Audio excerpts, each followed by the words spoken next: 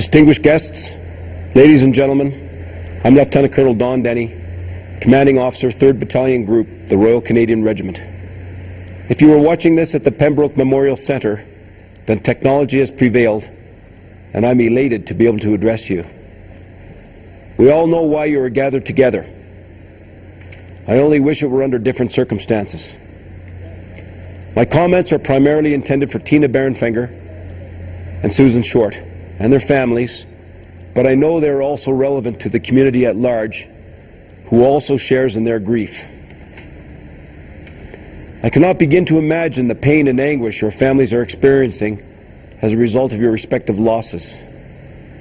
I would like you to know that all of us here, not just in the battalion group, but in all of Task Force Kabul, share in your pain.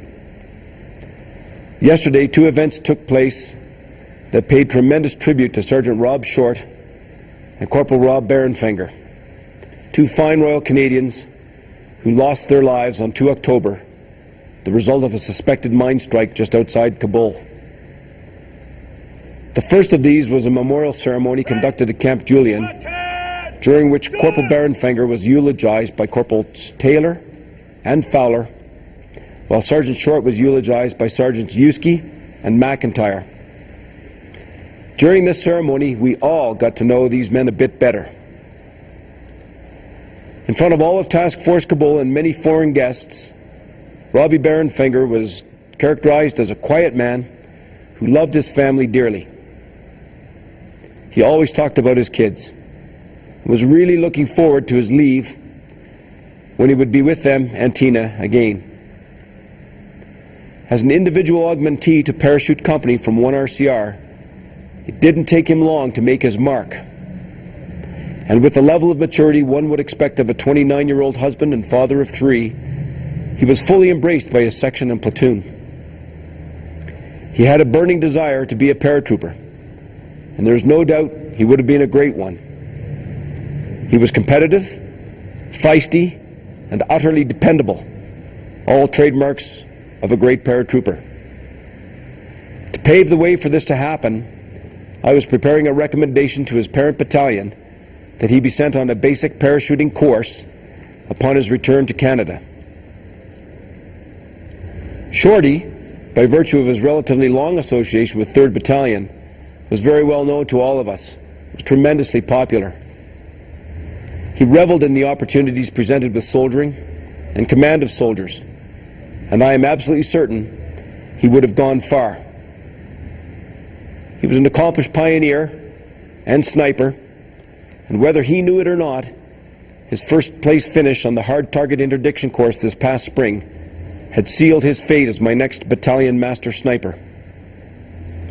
As a husband and a father of 2, he was completely selfless and devoted.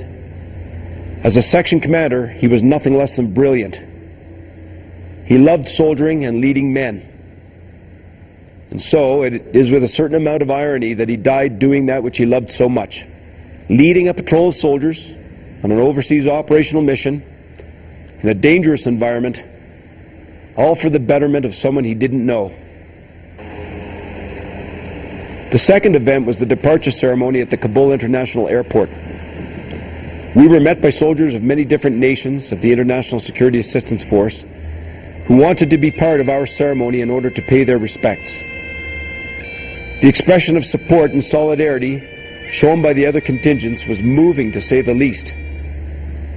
In a tribute to the lives of Sergeant Short and Corporal Barenfinger, these international soldiers joined us in a final salute as the aircraft carrying the remains of our fallen comrades and their escorts left Afghan soil. I have to tell you that in true Royal Canadian fashion, the battalion group, supported by many other members of the task force, performed splendidly when this tragedy struck. The way this team pulled together to ensure its comrades were retrieved from the accident site with the utmost dignity and then subsequently prepared for their final journey home was truly remarkable. Know that the wounded have been or are still being treated, and we will continue to care for them as we will care for you. I have told my soldiers not to dwell on the way that